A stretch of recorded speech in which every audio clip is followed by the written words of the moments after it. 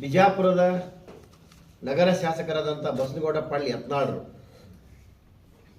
ಪಕ್ಷೇತರ ಶಾಸಕರಾದಂಥ ಬಸನಗೌಡ ಪಾಳ್ಯ ಯತ್ನಾಳರು ಮೇಲಿಂದ ಮೇಲೆ ನಮ್ಮ ರಾಜ್ಯದ ಅಧ್ಯಕ್ಷರಾದಂಥ BY ವಿಜಯೇಂದ್ರ ಅವರಿಗೂ ಮತ್ತು ನಮ್ಮ ರಾಜ್ಯದ ಮಾಜಿ ಮುಖ್ಯಮಂತ್ರಿಗಳಂಥ BS ಯಡಿಯೂರಪ್ಪನವರಿಗೆ ಭಾಳ ಹಗುರವಾಗಿ ಮಾತನಾಡ್ತಾರೆ.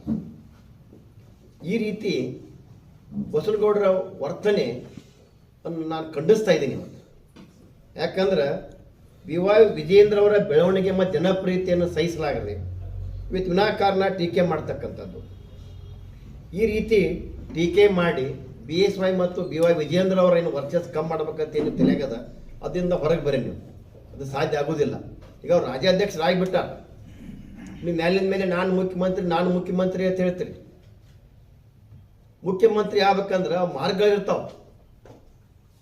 ಆ ಮಾರ್ಗದಿಂದ ಹೋದ್ರೆ ಮುಖ್ಯಮಂತ್ರಿ ಆಗ್ತೀರಿ. ನೀವು ಈ ರೀತಿ ನಿಮ್ಮ ವರ್ತನೆಯಿಂದ ನೀವು ಮುಖ್ಯಮಂತ್ರಿ ಆಗಕ್ಕೆ ಸಾಧ್ಯ ಅದಾನು? ಇದು ಹಾಸ್ಯಾಸ್ಪದ ಆಗಕ್ಕಂಥದ್ದು ನೀವು ಮಾತನಾಡ್ತಕ್ಕಂಥ ಮಾತು. ಇವತ್ತು BY ವಿಜಯೇಂದ್ರ ಅವರು ಅದು ಸಮೀಪ ಬಂದ್ಬಿಟ್ಟಾರೆ. ಈಗ ಮುಖ್ಯಮಂತ್ರಿ ಸ್ಥಾನಕ್ಕೆ ರಾಜ್ಯದ ಅಧ್ಯಕ್ಷರಾಗ್ಯಾರ. ನೀವು ಸಾಕಷ್ಟು ಇಬ್ಬರು ನಾಯಕರಿಗೆ ಮಾತನಾಡಿದ್ರು ಕೂಡ ಅವ್ರು ತಮಗೆ ಒಳ್ಳೇದಾಗಲಿ ಅಂತಕ್ಕಂಥ ಮಾತನ್ನು ಹೇಳಿದಾಗಲೇ ನಿಮ್ಮ ಮನಸ್ಸು ಕರಗಬೇಕಲ್ರಿ. ಅದೆಲ್ಲ ಇದನ್ನು ನೋಡಿದಾಗ ಈಗ ನೀವು ಒಂದು 10 ಸಲ ಸುಳ್ಳನ್ನು ಹೇಳಿ ಅದೇನಾರ ಕರೆ ಮಾಡ್ಬೇಕಂತ ನೀವು ಹೊಂಟಿಲ್ಲ, ಸಾಧ್ಯ ಇಲ್ಲ. ಇವತ್ತು ನಮ್ಮ ಮಾಜಿ ಮುಖ್ಯಮಂತ್ರಿ BS ಯಡಿಯೂರಪ್ಪನವ್ರು ಮುಖ್ಯಮಂತ್ರಿ ಇದ್ದಾಗ ಭಾಳಷ್ಟು ಜನಸ್ನೇಹಿ ಕಾರ್ಯಕ್ರಮ ಕೊಟ್ಟಾರ. ಅವರು ಜನರ ಹೃದಯದಲ್ಲಿದ್ದಾರೆ BS ಯಡಿಯೂರಪ್ಪನವರು. ಅವ್ರ ಬಗ್ಗೆ ನೀವು ಅವರ ನೆರಳಿನಲ್ಲೇ ಬೆಳೆದವ್ರಿದ್ದೀರಿ. ಈ ಮಟ್ಟಕ್ಕೆ ಬರಬೇಕು ನೀವೇ ಸಾಕಷ್ಟು ಹೇಳ್ಕೊಂಡಿರಿ. ಆ ವಿಡಿಯೋಗಳು ಸಾಕಷ್ಟು ತಮ್ಮ ವಿರುದ್ಧ ವೈರಲ್ ಆಗ್ತಿರ್ತಾವೆ. ನಾವು ಉಚ್ಚಾಟನೆಯಾದಾಗ ನಮ್ಗೆ BS ಯಡಿಯೂರಪ್ಪನವ್ರನ್ನ ನನ್ನ ಮಳ್ಳಿ ಪಕ್ಷ ಕರ್ಕೊಂಡು ಬಂದರು ಅಂತ ಹೇಳೋರು ನೀವೇ. ಈಗ ಸಂದರ್ಭಾನುಸಾರವಾಗಿ ಮಾತಿನ ಬದಲಾವಣೆ ಮಾಡ್ತಿರಲ್ಲ.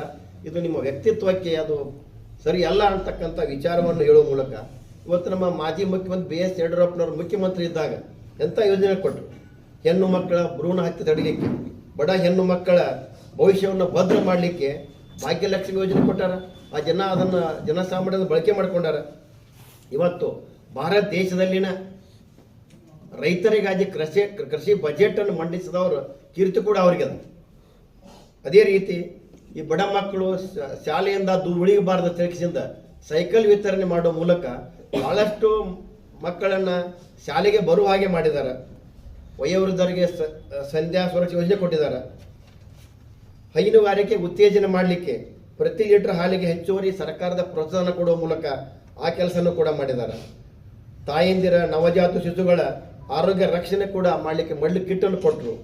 ಸಮಾಜದ ಅಂಚಿನಲ್ಲಿರ್ತಕ್ಕಂಥ ಆರ್ಥಿಕವಾಗಿ ಹಿಂದುಳಿದ ಸಮುದಾಯಗಳ ಅಭಿವೃದ್ಧಿಗಾಗಿ BS ಹಲವು ನಿಗಮಗಳನ್ನು ಸ್ಥಾಪಿಸಿದ್ದಾರೆ.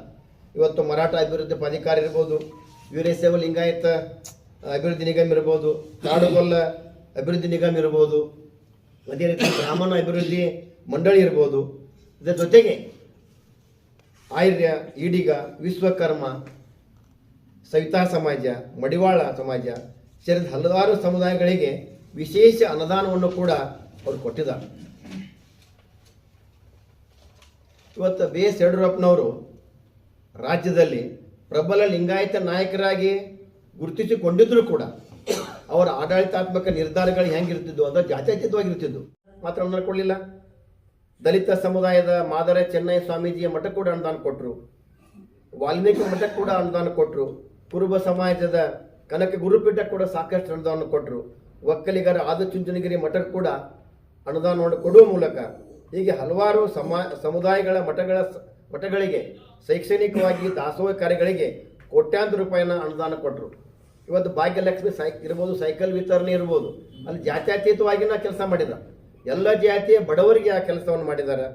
ಇವತ್ತು CM ಇದ್ದಾಗ, ವಿರೋಧ ಪಕ್ಷ ನಾಯಕ ಇದ್ದಾಗ ದಲಿತ ಕೇರಿಗಳಿಗೆ ಪ್ರವಾಸ ಮಾಡುವ ಮೂಲಕ, ದಲಿತ ಮನೆಯಲ್ಲಿ ಊಟ ಮಾಡುವ ಮೂಲಕ ಈ ದಲಿತರ ವಿರೋಧಿ ಒಂದು ಸಂದೇಶವನ್ನು ಕೂಡ ಅದರ ರಾಜ್ಯಕ್ಕೆ ಕೊಟ್ಟಿದ್ದಾರೆ. ಈ ರೀತಿ BS ಯಡಿಯೂರಪ್ಪನವ್ರು ಮಾಡಿದಂಥ ಸಾಧನೆಗಳು ಸಾಕಷ್ಟು ಇದಾವೆ. ಆದರೆ ಇನ್ನು ರಾಜ್ಯದ ಅಧ್ಯಕ್ಷರಂತ BY ವಿಜಯೇಂದ್ರ ಬಗ್ಗೆನೂ ಕೂಡ ಭಾಳ ಸರಳವಾಗಿ ಮಾತನಾಡ್ತೀನಿ. BY ವಿಜಯೇಂದ್ರ ಅವರು ರಾಜ್ಯದ ಅಧ್ಯಕ್ಷರಾಗಬೇಕಾದ್ರೆ ಅವ್ರು ಯಡಿಯೂರಪ್ಪನ ಮಗ ಗುರುತಿಸಿಲ್ಲ. ಅವರೇ ಸಾಕಷ್ಟು ಟಾಸ್ಕ್ಗಳನ್ನು ಸ್ವೀಕರಿಸಿ ಅದ್ರಲ್ಲಿ ಗೆಲುವು ಕಂಡಿದ್ದಾರೆ. ಇವತ್ತು ಮಂಡ್ಯದ KR ಪೇಟೆ ಇರ್ಬೋದು, ಇವತ್ತು ತುಮಕೂರಿನ ಸಿರಾ ಇರ್ಬೋದು, ಆ ಚುನಾವಣೆಯನ್ನು ಎಂದೂ ಅಲ್ಲಿ ಯಾವ ಭಾರತೀಯ ಜನತಾ ಪಕ್ಷ ಅಲ್ಲಿ ಆರಿಸಿ ಒಮ್ಮೆ ಗೆಲುವಾಗಿದ್ದಿಲ್ಲ. ಅಂಥ ಕ್ಷೇತ್ರಗಳಲ್ಲಿ ಗೆಲುವು ಮಾಡುವ ಮೂಲಕ ಈ ಸಾಕಷ್ಟು ಅವರು ಒಮ್ಮೆಲೆ ಬಂದು ರಾಜ್ಯಾಧ್ಯಕ್ಷ ಆಗಿಲ್ಲ. ಯುವ ಮೋರ್ಚಾದಲ್ಲಿ ಕೆಲಸ ಮಾಡಿದ್ದಾರೆ, ರಾಜ್ಯದ ಉಪಾಧ್ಯಕ್ಷರ ಕೆಲಸ ಮಾಡಿದ್ದಾರೆ. ಈ ರೀತಿ ಅವರ ಹೋರಾಟದವನ್ನು ಗುರುತಿಸಿ ನಮ್ಮ ಭಾರತೀಯ ಜನತಾ ಪಕ್ಷ ಹೈಕಮಾಂಡ್ ಅವರಿಗೆ ರಾಜ್ಯದ ಅಧ್ಯಕ್ಷ ಮಾಡಿದ್ದಾರೆ. ಅವರು ಅಧ್ಯಕ್ಷ ವಹಿಸ್ತಕ್ಕಂಥ 2024ರಲ್ಲಿ ನಮ್ಮ ಲೋಕಸಭಾ ಚುನಾವಣೆಯಲ್ಲಿ NDA ಮೈತ್ರಿಕೂಟದೊಂದಿಗೆ 19 ಸೀಟ್ ಗೆಲ್ಲಬೇಕಾದ್ರೆ ಅವರ ಹೋರಾಟಗಳು ಕೂಡ ಭಾಳ ಅದ, ಅವ್ರ ಪ್ರಯತ್ನ ಕೂಡ ಪಾತ್ರನೂ ಕೂಡ ಭಾಳ ಅದ. ಅದ್ರ ಜೊತೆಗೆ ಮಹರ್ಷಿ ವಾಲ್ಮೀಕಿ ಪಂಗಡಗಳ ಕೋಟ್ಯಾಂತರ ರೂಪಾಯಿಗಳ ಭ್ರಷ್ಟಾಚಾರವನ್ನು ತೆಗೆದಿರ್ಬೋದು. ಮೂಡಾ ಹಗರಣದಲ್ಲಿ ಎಂಥ ಹೋರಾಟ ಮಾಡಿದ್ರಿ ಸರ್, ಮೈಸೂರು ಚಲೋ ಅದು ಹಿಸ್ಟ್ರಿ ಆಗಿದೆ ಹೋರಾಟದು. ಆ ಹೋರಾಟದ ಪ್ರತಿಫಲನ ರಾಜ್ಯದ ಮುಖ್ಯಮಂತ್ರಿಗಳು ಸೈಡ್ ಹೊರಗೆ ವಾಪಸ್ ಕೊಡಬೇಕಾಯಿತು. ಇನ್ನೊಂದು ಅತಿವೃಷ್ಟಿ ಆದಾಗ ಎಲ್ಲ ರಾಜ್ಯ ಎಲ್ಲೆಲ್ಲಿ ಅತಿವೃಷ್ಟಿ ಆಗಿದೆ ಅಲ್ಲಿ ತಂಡಗಳನ್ನು ರಚಿಸಿ ಅಲ್ಲೆಲ್ಲ ಮಠಮಾನ್ಯಗಳೆಲ್ಲ ಎಲ್ಲರಿಗೂ ರೈತರಿಗೆ ಹೆಲ್ಪ್ ಮಾಡ್ತಕ್ಕಂಥ ಕೆಲಸ ಮಾಡಿದರು. ಅದೇ ವಿಶೇಷವಾಗಿ ಬಿಜಾಪುರದಲ್ಲಿ ದ್ರಾಕ್ಷಿ ಬೆಳೆಗಾರರು ಇನ್ಶೂರೆನ್ಸ್ ಪ್ರೀಮಿಯಂ ಕಟ್ಟಿದ್ರು ಕೂಡ 4 ತಿಂಗಳ ಲೇಟ್ ಆದರೂ ಕೂಡ ಅವ್ರಿಗೆ ಬರ್ತಕ್ಕಂಥ ವಿಮೆ ಬರ್ತಾ ಇರಲಿಲ್ಲ. ಅದು ವಿಶೇಷವಾಗಿ ನಮ್ಮ ಬಬಲೇಶ್ವರ ಮತಕ್ಷೇತ್ರ ಮತ್ತಲ್ಲಿ ಬಬಲೇಶ್ವರ ಮತ್ತು ತಿಕೋಟ ತಾಲೂಕಲ್ಲಿ ಮ್ಯಾಕ್ಸಿಮಮ್ ರೈತರಲ್ಲಿ ಅಲ್ಲಿ ವಿಮೆ ಪಡಿಬೇಕಾಗಿತ್ತು. 4 ತಿಂಗಳವರೆಗೆ ಮಾಡಲಿಲ್ಲ. ನಮ್ಮ ರಾಜ್ಯಾಧ್ಯಕ್ಷ BY ವಿಜೇಂದ್ರ ಅವರು ನಾವು ಚರ್ಚೆ ಮಾಡಿದಾಗ ಕರೆ ಕೊಟ್ಟರು, ನಮ್ಮ ರಾಜ್ಯದಲ್ಲಿ ಬಿಜಾಪುರ ಜಿಲ್ಲೆಯಲ್ಲಿ ಹೋರಾಟ ಮಾಡಿರಿ. ನಾನು ಜನಾರ್ದನ್ ರೆಡ್ಡಿ ಅವರು, ನಮ್ಮ ಶಾಸಕ ಜನಾರ್ದನ್ ರೆಡ್ಡಿ ಅವ್ರನ್ನ ಉಸ್ತುವಾರಿಯಾಗಿ ಕಳಿಸಿದ್ರು. ಇಲ್ಲಿ ನಾವು ಯಾವಾಗ ರೈತ ಹೋರಾಟ ಚರ್ಚೆ ಆಯಿತು ಅದರ ಮೊದಲನೇ ದಿನವೇ ಸುಮಾರು 17,000 ರೈತರು ಪ್ರೀಮಿಯಂ ಕಟ್ಟಿದ್ರು. ನಾವು ಹೋರಾಟ ಮಾಡುತ್ತೀವತ್ತು ಗೊತ್ತಾದ ಮೊದಲನೇ ದಿನವೇ ಸುಮಾರು 15,000 ಮೇಲ್ಪಟ್ಟ ರೈತರಿಗೆ ಅವತ್ತು ವಿಮೆ ಹಣವನ್ನು ಬಿಡುಗಡೆ ಮಾಡಿದಂಥ ಕೀರ್ತಿ ಬಿಜಾಪುರ ಜಿಲ್ಲೆಯ ನಮ್ಮ ರಾಜ್ಯ ಜಿಲ್ಲಾ ಅಧ್ಯಕ್ಷರಿಗೂ ಮತ್ತು ಈ ಬಿಜಾಪುರ ಜಿಲ್ಲೆ ಎಲ್ಲ ಪದಾಧಿಕಾರಿಗಳಿಗೂ ನಮ್ಮ ರೈತ ಮೋರ್ಚಾ ಕೂಡ ಸಲ್ತದ. ಈ ರೀತಿ ಒಳ್ಳೆಯ ಕೆಲಸ ಮಾಡ್ತಕ್ಕಂಥ ಇವತ್ತು ನಮ್ಮ ವಿಜೇಂದ್ರನಿಗೆ ನೀವು ಈ ರೀತಿ ಮಾತನಾಡಿ ನಿಮ್ಮ ವ್ಯಕ್ತಿತ್ವವನ್ನು ನೀವು ಕಡಿಮೆ ಮಾಡ್ಕೋತೀರಿ ಅಂತಕ್ಕಂಥ ಮಾತನ್ನು ಕೂಡ ನಾನು ಗೌಡ್ರಿಗೆ ಹೇಳ್ಬೇಕಾಗತ್ತೆ. ಯಾಕಂದ್ರೆ ಇವತ್ತು ಇಷ್ಟು ನೀವು ನಮ್ಮ ಗೌಡ್ರಿಗೆ ಹೇಳೋದೇನಂದ್ರೆ ಇನ್ನೊಂದು ವಿಷಯ ನಾನು ಚರ್ಚೆ ಮಾಡ್ತೀನಿ. ಸಾಕಷ್ಟು ನೀವು ನಾವು ಇವತ್ತು ಈ ಮಟ್ಟಕ್ಕೆ ಬೆಳಿಬೇಕಾದ್ರೆ ನಮ್ಮ ಪಕ್ಷದ ಕಚೇರಿಯಲ್ಲಿ ನೀವು 10 ಉಪ್ಪಿಟ್ಟು ಮಾಡಿಸ್ತೀರಿ, 10 ಮಂದಿಗೆ ಸಾಲು ಅಂತಕ್ಕಂಥ ಮಾತನ್ನು ಹೇಳ್ತೀರಿ. ಒಂದ್ಸಲ ಅಂದ್ರೆ ಅದನ್ನ ಬಿಟ್ಟಿದ್ದು ಹೋಗ್ಲಿತ್ತೇಸಿಂದ ಅದೇ ಮಾತನ್ನು ರಿಪೀಟ್ ಮಾಡಕೈತಿರಿ. 3-4 ಸಲ ಆಯ್ತು. ನೀವು ತಲೆಯಾಗಿ ಏನದ ಅಂದ್ರೆ ಒಂದು ಸುಳ್ಳನ್ನು ಭಾಳ ಸಲ ಹೇಳಿ ಕರೆ ಮಾಡ್ಬೇಕಂತ ತಿಳ್ಕೊಂಡೆ. ನಾ ಇದಕ್ಕೆ ಉತ್ತರ ಕೊಡಬಾರ್ದತ್ ಮಾಡಿದ್ದೆ. ನನಗೂ ಭಾಳ ಜನ ಕೇಳಿದರು. ಆದರೆ ನಾನು ಉತ್ತರ ಯಾಕೆ ಕೊಡಲಿಲ್ಲ ಅಂದ್ರೆ ನಮ್ಮ ಪತ್ರಿಕಾ ಮಾಧ್ಯಮ ಅನ್ನೋದು ಭಾಳ ದೊಡ್ಡ ಶಕ್ತಿ ಅದ ಇದು ನಮ್ಮ ದೇಶಕ್ಕೆ, ಇಡೀ ಜಗತ್ತಿಗೆ. ಯಾಕಂದ್ರೆ ಯಾರಾದರೂ ಏನಾದರೂ ಇವತ್ತು ನಾವು ಈ ಜಾಗಕ್ಕೆ ಬರ್ತಾ ಇದ್ದೀವಿ ಅಂದ್ರೆ ಇವತ್ತು ನೀವು ಕೂಡ ಸಾಕಷ್ಟು ಶಾಸಕರಾಗಿರಿ, ಕೇಂದ್ರದ ಮಂತ್ರಿ ಆಗಿರಿ ಅಂದ್ರೆ ಈ ಮಾಧ್ಯಮ ಇರ್ಲಿಕ್ಕಂದ್ರೆ ಏನೂ ಆಗ್ತಿದ್ದಿಲ್ಲ. ಈ ಮಾಧ್ಯಮದ ಸಹಾಯ ತಗೊಂಡು ಇಷ್ಟೆಲ್ಲ ಬೆಳೆದಿರಿ. ಆ ಯೂಟ್ಯೂಬ್ನವ್ರಿಗೂ ಏನ್ರಿ ಮಾತನಾಡ್ತೀರಿ, ಕೆಲವೊಂದು ಪತ್ರಿಕಾ ಇವು ಮಾಧ್ಯಮದವ್ರಿಗೆ ಕೂಡ ಏನ್ರಿ ಮಾತನಾಡ್ತೀರಿ. ಗೌಡ್ರ ಇದೆಲ್ಲ ಸರಿಯಲ್ಲ ಅಂತಕ್ಕಂಥ ಮನವಿಯನ್ನು ಮಾಡಕತ್ತಲ್ಲ. ಯಾಕಂದ್ರೆ ಅವ್ರು ನಮ್ಮಲ್ಲಿ ಉಪ್ಪಿಟ್ಟು ತಿನ್ನಕ್ಕೆ ಬಂದಿರಂಗಿಲ್ಲ. ಇಲ್ಲಿ ಬಂದಾಗ ಅವ್ರ ಮುಂದೆ ಮತ್ತೆ ಸಾಕಷ್ಟು ವಿಷಯಗಳನ್ನ ಪ್ರಸ್ತಾಪ ಮಾಡೋದೈತಿ. ಜಿಲ್ಲೆಯೆಲ್ಲ ಅವರು ವಿಷಯ ಕವರ್ ಮಾಡ್ಬೇಕಾಗಿರ್ತೈತಿ. ಅವ್ರು ಬೇಗನೆ ನಮ್ಮನ್ನ ಯಾವಾಗ ಬಿಡ್ತೀರಿ ಅಂತಕ್ಕಂಥ ಒತ್ತಡದಲ್ಲಿ ಇರ್ತಾರೆ ಅವರು. ಅವ್ರಿಗೆ ನೀವು ಉಪ್ಪಿಟ್ಟು ಬಗ್ಗೆ ಮಾತನಾಡಿ ಇವತ್ತು ನನಗೆ ಅಷ್ಟೇ ನೀವು ನಮ್ಮ ಪಕ್ಷಕ್ಕೆ ಕಚೇರಿಗೆ ಅಟ್ಟ ಅವಮಾನ ಮಾಡಕತ್ತಿಲ್ಲ. ಇವತ್ತು ಇಡೀ ಪತ್ರಿಕಾ ಮಾಧ್ಯಮಕ್ಕೂ ಅವಮಾನ ಮಾಡ್ತಾ ಇದ್ದೀರಿ. ಇವತ್ತು ಆ ಬಿಜಾಪುರ ಉಪ್ಪಿಟ್ಟಕ್ಕೂ ನೀವು ಅನುಮಾನ ಮಾಡ್ತಾ ಇದ್ದೀರಿ. ಬಿಜಾಪುರ ಉಪ್ಪಿಟ್ಟು ಅಂದ್ರೆ ಅದು ಪ್ರತಿಯೊಂದು ಮನೆಯಲ್ಲಿ ಕೂಡ ಮನೆಯಲ್ಲಿ ತಯಾರಾಗ್ತಕ್ಕಂಥ ವಸ್ತು. ಮನೆಯಿಂದ ಉಪ್ಪಿಟ್ಟು ತರ್ತಾರ ಕಚೇರಿಗೆ ಅಂತಕ್ಕಂಥ ಮಾತನ್ನ ಯಾಕೆ ತರಬಾರ್ದು? ಮನೆಯಿಂದ ಉಪ್ಪಿಟ್ಟು ಹೋಟೆಲ್ಗಳಿಗೆ ಇರ್ತಕ್ಕಂಥ ಉಪ್ಪಿಟ್ಟಿಗೂ ಮನೆ ಉಪ್ಪಿಟ್ಟಿಗೂ ಭಾಳ ಫರಕ್ ಇದೆ. ಅದನ್ನು ಮನೇಲಿ ತರಕ್ಕೆ ಆಗಿಲ್ಲ. ಇನ್ನು ಮೇಲೆ ನಾನು ವಿಚಾರ ಮಾಡಿದ್ದೀನಿ, ಮನೆಯಿಂದ ತರಬೇಕಂತ ಮಾಡಿಸ್ಬೇಕಂತ ನೀವು ಕೇಳೋ ಮಾತನ್ನು ಕೇಳಿ. ಯಾಕೆ ಮನೆಯ ಊಟ, ಮನೆಯ ಫಲಹಾರ ಅಂದ್ರೆ ಅದಕ್ಕೊಂದು ದೊಡ್ಡ ಶಕ್ತಿ ಇದೆ. ಅದಕ್ಕೆ ನನಗೆ ನೋವಾಗ್ತಾ ಇದೆ. ಇವತ್ತು ನಾನು ಮನೆಯನ್ನು ತರಕ್ಕಾಗಿಲ್ಲ. ಇಲ್ಲಿ ನಮ್ಮ ಕಚೇರಿಯ ಪಕ್ಕದಲ್ಲಿ ಒಂದು ಸಣ್ಣ ಹೋಟೆಲ್ ಇದೆ, ಅದು ಸ್ವಾಮಿಗಳ ಹೋಟೆಲ್. ಕರಡಿ ಮಠ ತೆಗೆಸಿಂದ ಒಬ್ಬರು ಮನೆಯಲ್ಲಿನ ಹೋಟೆಲ್ ಇದೆ. ಸಾಕಷ್ಟು ಅಲ್ಲಿ ಬಿಜಾಪುರ ಜಿಲ್ಲೆ ಭಾಳಷ್ಟು ಜನ ಅಲ್ಲಿದ ಪಾರ್ಸಲ್ ಕೂಡ ತರಿಸ್ಕೋತಾರೆ. ಸ್ವಚ್ಛವಾಗಿದೆ. ಅಲ್ಲಿ ನಾನು ನಾಷ್ಟ ತರಿಸ್ತೀನಿ. ಉದ್ದೇಶ ಏನಂದ್ರೆ ದೊಡ್ಡ ಹೋಟ್ಲಿಗೆ ತರಿಸೋಕ್ಕಿಂತ ಅಂಥವ್ರಲ್ಲಿ ತಂದ್ರೆ ಅವ್ರಿಗೂ ಒಂದು ಉದ್ಯೋಗ ಸಿಗ್ತೈತೆ ಅಂತಕ್ಕಂಥ. ಕೂಡ ಉದ್ಯೋಗದಲ್ಲಿ ಅವರು ವೃದ್ಧಿ ಆಗ್ತಾರೆ, ಅವ್ರಿಗೆ ಅನುಕೂಲ ಆಗ್ತೈತೆ ಅಂತಕ್ಕಂಥ ವಿಚಾರ ಇಟ್ಕೊಂಡು ಹೋಟೆಲ್ ತರ್ತೀನಿ. ಆದರೆ ಹೋಟೆಲ್ ಮಾಲಕ ಸ್ವಲ್ಪ ಅಶಕ್ತ ಅಂಗವಿಕಲ ಟೈಪ್ ಇದಾರೆ ಅವ್ರು.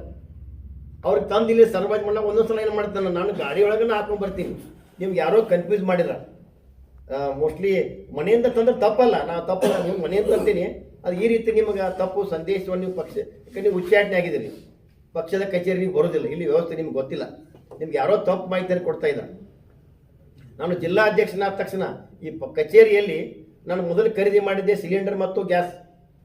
ಇಲ್ಲಿ ಬಂದಂಥ ಎಲ್ಲ ಪಕ್ಷದ ಪದಾಧಿಕಾರಿ ಇರ್ಬೋದು, ಜಿಲ್ಲೆಯಿಂದ ಯಾರೇ ಪಕ್ಷದ ಅಭಿಮಾನಿಗಳು ಬಂದ್ರೆ ನಾನು ಇಲ್ಲಿ ಸಕ್ರೆ ಚಹಾ ಪುಡಿ ಅಂತ ಇದ್ದೇ ಇರ್ತೈತಿ. ಇಲ್ಲ ಪ್ಯೂರ್ ಹಾಲಿನಲ್ಲೆಲ್ಲ ಚಹಾ ಮಾಡ್ತೀವಿ, ನೀರು ಹಾಕ್ಬೇಡ ತಿಳಿದಿನ, ಬರೀ ಹಾಲಿನಲ್ಲೇ ಚಹಾ ಮಾಡಿ ಕೊಡ್ತಕ್ಕಂಥ ವ್ಯವಸ್ಥೆನೂ ಕೂಡ ನಾವು ಮಾಡಿದ್ದೀವಿ. ಈ ರೀತಿ ನಮ್ಮ ಪಕ್ಷದ ಕಚೇರಿಯಲ್ಲಿ ಎಲ್ಲ ಸುಚಿದ್ಧವಾಗ್ಯದ. ಮತ್ತು ನೀವೇನ್ರೆ ಈ ರೀತಿ ನಿಮ್ಮ ಮಾತನಾಡ್ತಕ್ಕಂಥ ಮಾತುಗಳು ನನಗೆ, ಯಾಕಂದ್ರೆ ನಿಮ್ಮ ಬಗ್ಗೆ ನನಗೆ ನೋವಾಗತೈತಿ. ಯಾಕಂದ್ರೆ ಬಿಜಾಪುರ ಜಿಲ್ಲೆ ಜನತೆ ಮಾತಾಡ್ತಿರ್ತಾರ, ನಿಮಗೆ ಹೇಳಂಗಿಲ್ಲ, ನನಗೆ ಹೇಳ್ತಾರ ಅವ್ರು. ಏನ್ರಿ ನಮ್ಮ ಬಸನಗೌಡ ಪಾಟೀಲ್ರು ಅವರ ಬಾಯಿ ಈ ರೀತಿ ಮಾತನಾಡೋದ್ರಿಂದ ಅವ್ರು ಇನ್ನೂ ಬೆಳವಣಿಗೆ ಆಗ್ಬೇಕಾಗಿತ್ತು, ಅವ್ರು ಕುಂಠಿತ ಹಾಕೈತಾರ ಅಂತ ಹೇಳಕೈತಾರ. ಅದಕ್ಕೆ ನಾನು ನಿಮಗೆ ಮನವಿ ಮಾಡ್ತೀನಿ, ಪ್ರತಿಯೊಂದು ಮಾತನಾಡುವಂಥ ಸಂದರ್ಭದಲ್ಲಿ ಸುಳ್ಳುಗಳನ್ನು ನೀವು ಏನು ಮಾಡಿರಿ. ಈಗ ಬಿ ಎಸ್ ಯಡಿಯೂರಪ್ಪರ ಬಗ್ಗೆ, ಬಿ ವೈ ವಿಜಯೇಂದ್ರ ಬಗ್ಗೆ ಕೆಲವೊಂದು ಸುಳ್ಳುಗಳನ್ನು ಹೇಳಿಬಿಟ್ರಿ. ಸ್ಟಾರ್ಟಿಂಗ್ ಅವರ ಅಧಿಕಾರ ಇಳಿಸಕ್ಕೆ ಪ್ರಯತ್ನ ಮಾಡಿದ್ರಿ ಮುಖ್ಯಮಂತ್ರಿ. ಆ ಸುಳ್ಳುಗಳನ್ನು ಮುಚ್ಚಲಾಕ ದಿನನಿತ್ಯ 100 ಸುಳ್ಳು ಒಂದು ಸುಳ್ಳು ಮುಚ್ಚಾಕ 100 ಸುಳ್ಳು ಹೇಳ್ಬೇಕಂತ ಏನು ಮಾತದ. ಹಾಗೆ ನೀವು ಸುಳ್ಳುಗಳನ್ನು ಹೇಳಿ ಮುಚ್ಚಕ್ಕೆ ಹೋಗೈತೆ ಆಗೋದಿಲ್ಲ. ಬೇಗನೆ ತಾವು ಇದ್ರ ಬಗ್ಗೆ ಬದಲಾವಣೆ ಆಗಿದೆ. ಯಾಕಂದ್ರೆ ಮತ್ತೆ ಹೆಚ್ಚಿಗೆ ಮಾತನಾಡಿದರೆ ಕೆಲವೊಂದು ಕಮೆಂಟ್ಸು ಬರೀತಾರೆ ಕೆಲವರು, ಅವ್ರಿಗೂ ಕೂಡ ನಾನು ಮನವಿ ಮಾಡ್ತೀನಿ. ನಾನು ಏನು ಪತ್ರಿಕಾಗೋಷ್ಠಿ ಮಾಡಿದ ತಕ್ಷಣ, ಜಿಲ್ಲಾ ಅಧ್ಯಕ್ಷನಾಗಿದ್ದ ತಕ್ಷಣ ನನ್ನ ಡ್ಯಾನ್ಸ್, ನನ್ನ ಗೆಳೆಯನ್ನ ಹುಟ್ಟುಹಬ್ಬದಲ್ಲಿ ಒಂದು ಡ್ಯಾನ್ಸ್ ಮಾಡಿದ್ನಿ, ನಾನು ಈಗೂ ಮಾಡ್ತೀನಿ, ನಾನು ಅವ್ರ ಬಿಡೋದಿಲ್ಲ. ಆ ಡ್ಯಾನ್ಸ್ ವಿಡಿಯೋ ನಾನು ನೋಡಬೇಕಾಗಿತ್ತು. ನಾ ಈ ಭಾಳಷ್ಟು ಫ್ರೆಂಡ್ಸ್ಗೆ ನೀವು ವಿಡಿಯೋ ಸಿಕ್ಕಿದ್ದಿಲ್ಲ, ಆ ವಿಡಿಯೋ ವೈರಲ್ ಮಾಡಿದಂಥವ್ರಿಗೆ ಧನ್ಯವಾದ ಹೇಳ್ತಾನೆ. ಯಾಕಂದ್ರೆ ಒಂದು ನೋವು ಏನದ ಅಂದ್ರೆ ವಿಡಿಯೋ ಹಿಡಿದು ಬರಬೇಕಾಗಿತ್ತು, ಅದನ್ನು ಆಲ್ಟ್ರೇಷನ್ ಮಾಡಿ ಅದ್ರಾಗ ಹಾಡುಗಳು ಬೇರೆ ಬೇರೆ ಹಾಡುಗಳನ್ನು ಕೂಡಿಸಿ ಅದನ್ನೇನು ಆಕಾರನೇ ಬಂದ್ ಮಾಡಿ ಕಳಿಸಿರಲಿಲ್ಲ. ಅದಕ್ಕೆ ಅದ್ರ ಬಗ್ಗೆನೂ ತಲೆ ಕೆಡಿಸ್ಕೊಂಡಿಲ್ಲ. ಯಾಕಂದ್ರೆ ರಾಜಕಾರಣ ಮಾಡಬೇಕು, ರಾಜಕಾರಣ ಮಾಡ್ಲಿಕ್ಕೆ ಸಾಕಷ್ಟು ರಾಜಕೀಯ ವಿಷಯಗಳನ್ನ ಕೂತು ಚರ್ಚೆ ಮಾಡ್ಲಿಕ್ಕೆ ವಿಷಯಗಳಿರ್ತಾವೆ. ಅದನ್ನು ಬಿಟ್ಟು ವೈಯಕ್ತಿಕ ಬರ್ತಕ್ಕಂಥ ರಾಜಕಾರಣ ಬಿಜಾಪುರದಲ್ಲಿ ಭಾಳ ನಡೀತಾ ಇದೆ. ಇದು ನಮ್ಗೆ ಅಷ್ಟೇ, ನಮ್ಮ ಪಕ್ಷ ಎಲ್ಲರಿಗೂ ನಾನು ಮನವಿ ಮಾಡ್ತೀನಿ, ಈ ರಾಜಕಾರಣ ವೈಯಕ್ತಿಕ ಹೋಗಬಾರ್ದು ಅಂತಕ್ಕಂಥ, ರಾಜಕೀಯ ವಿಷಯ ಕೂಡ ನೀವು ಚರ್ಚೆ ಮಾಡಿರಿ ಅಂತಕ್ಕಂಥ ಮಾತನ್ನು ಹೇಳಿ. ಕಮೆಂಟ್ ಬರೆಯೋರು ಕೂಡ ನೀವು ಕಮೆಂಟ್ ಬರಿಬೇಕು, ನಾನು ವಿರೋಧವಾಗಿಯೇ ಕಮೆಂಟ್ ಬರೀರಿ. ಆ ಕಮೆಂಟ್ ಹೆಂಗಿರ್ಬೇಕಂದ್ರೆ ನಿಮ್ಮ ವ್ಯಕ್ತಿತ್ವ ವೃದ್ಧಿ ಆಗಬೇಕು, ನೀವು ಒಬ್ಬ ನಾಯಕನಾಗಿ ಹೊರಗೆ ಬರಬೇಕು ಅಂತಕ್ಕಂಥ ಆ ಕಮೆಂಟ್ ಬರೆಯೋರು ಕೂಡ ನಾನು ಮನವಿ ಮಾಡ್ತೀನಿ. ನೀವು ಕೆಟ್ಟ ಕಮೆಂಟ್ ಬರೀರಿ, ನನ್ನ ಬಗ್ಗೆ ವೈಯಕ್ತಿಕ ಮಾಡಿರಿ. ನಾ ಎಲ್ಲದಕ್ಕೂ ಗಟ್ಟಿಯಾಗಿ ನಾನು ಈ ಪಕ್ಷವನ್ನು ಕಟ್ತೀನಿ. ಈ ಕುರ್ಚಿ ನನಗೆ ಎಲ್ಲಿ ಎಷ್ಟು ಇರ್ತದೆ ಮುಖ್ಯ ಅಲ್ಲ. ಈ ಕುರ್ಚಿ ನಾನು ದೊಡ್ಡವಲ್ಲ. ಈ ಕುರ್ಚಿ ಭಾಳ ದೊಡ್ಡದಿದೆ. ಈ ಕುರ್ಚಿಗೆ ನಾನು ಅನ್ಯಾಯ ಮಾಡ್ದಂಗೆ ಈ ಪಕ್ಷ ಸಂಘಟನೆಯಲ್ಲಿ ಕೆಲಸ ಮಾಡ್ತೀನಿ. ಇದೇ ರೀತಿ ನೀವು ನಮ್ಮ ಪಕ್ಷದ ಬಗ್ಗೆ, ನಮ್ಮ ಪಕ್ಷದ ಕಚೇರಿ ಬಗ್ಗೆ, ನಮ್ಮ ಇದ್ರ ಬಗ್ಗೆ ನೀವೇನಾದರೂ ತಪ್ಪು ಹೇಳ್ತಿಕೊಟ್ರೆ ಅದನ್ನು ನಾನು ಪ್ರತಿ ಸಲ ಕ್ಲಿಯರ್ ಮಾಡ್ತೀನಿ ಅಂತಕ್ಕಂಥ ಒಂದು ಮಾತನ್ನು ಕೂಡ ಅವ್ರಿಗೆ ಹೇಳುವ ಮೂಲಕ ನಾನು ಇಷ್ಟು ಹೇಳಿ ಬಸನಗೌಡ ಪಾಟೀಲ್ ಯತ್ನಾಳಿಗೆ ನಾನು ಮನವಿ ಮಾಡ್ತೀನಿ, ನೀವು ಬದಲಾವಣೆ ಆಗಬೇಕು, ನಿಮ್ಮ ಮಾತಿನಲ್ಲಿ ಬದಲಾವಣೆ ಆಗಬೇಕಂತಕ್ಕಂಥ ಮನವಿ ಮಾಡಿಕೊಂಡ ಪತ್ರಿಕಾಗೋಷ್ಠಿಯನ್ನು ಮುಗಿಸ್ತೀನಿ. जुड़े रहिएगा आपके अपने चैनल बीजापुर समय के साथ।